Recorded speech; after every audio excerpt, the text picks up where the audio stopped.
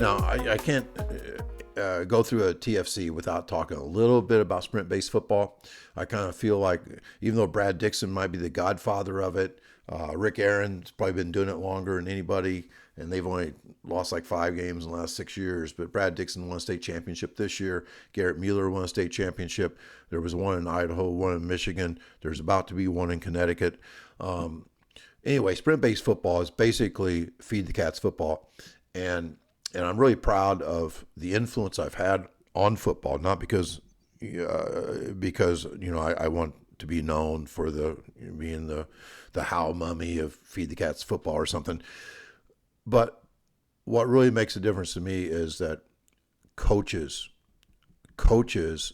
feel reborn and feel so inspired by coaching a new way. And that's because the kids are having more fun, and not fun in a goofy way, fun in a winning way. And it wins. It's an absolute competitive advantage. So I want to just mention a few things, just going through a checklist of what Feed the Cats sprint-based football looks like.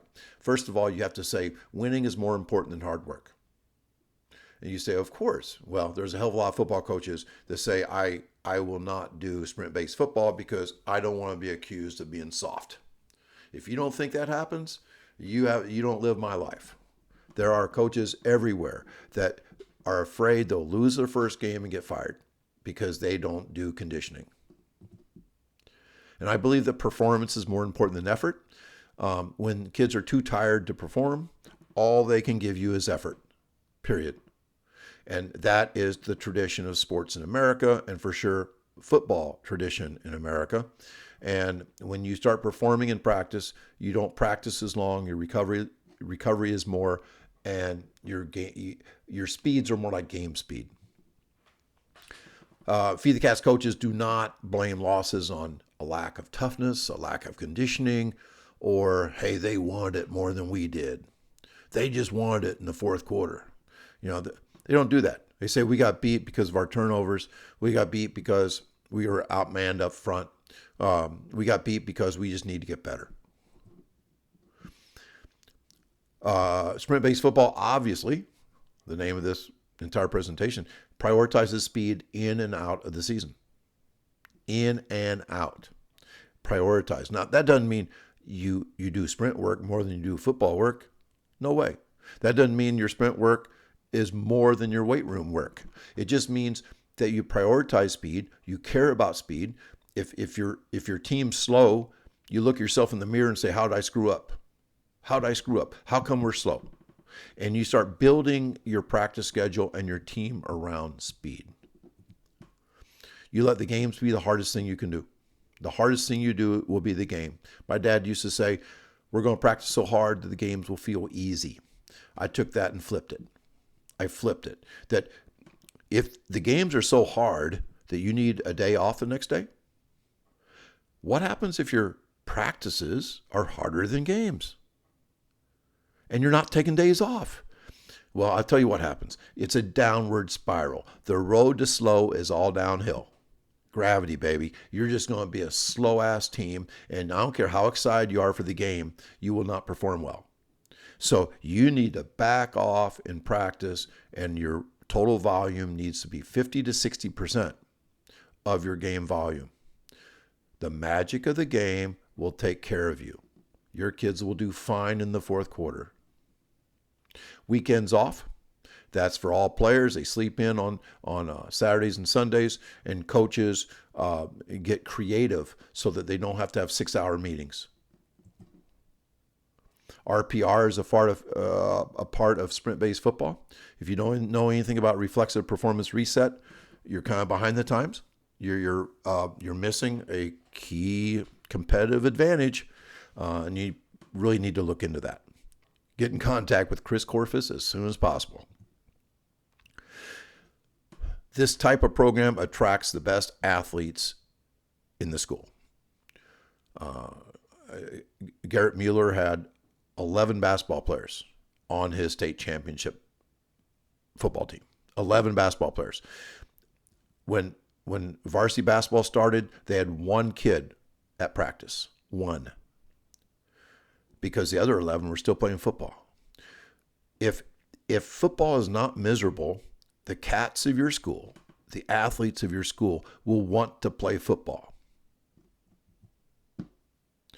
You will be injury free, and I mean damn near 100% injury free. It is.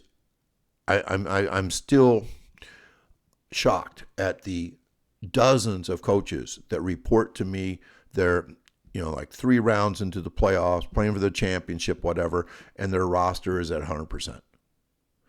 I don't know if it's if it's RPR. I don't know if it's the reduced practice time, less collisions. It might be because their team has a 30-point lead at halftime every game.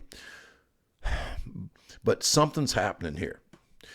People report no concussions, and I think that's RPR.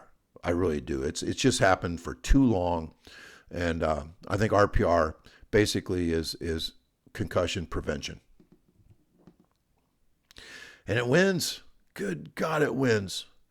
I mean, it's just Garrett Mueller 14-0, Brad Dixon 14-0, Eric Becker out at Hand High School in Madison, Connecticut, 12-1, playing for the championship game this weekend. It just wins. And I think this is huge, that kids who love practice inspire coaches, and the coaches feel reborn.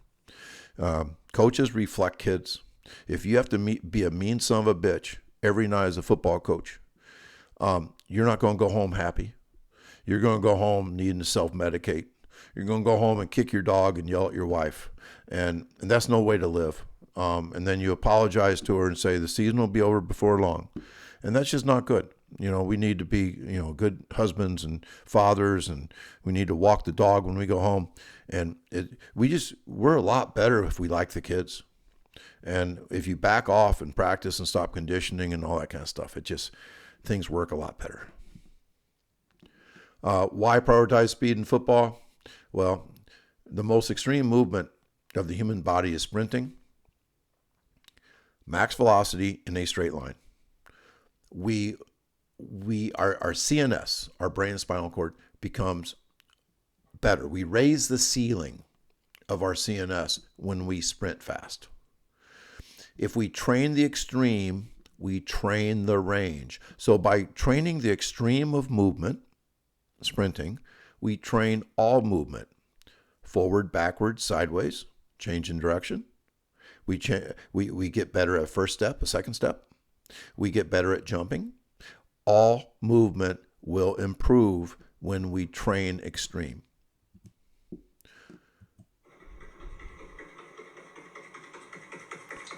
That is extreme.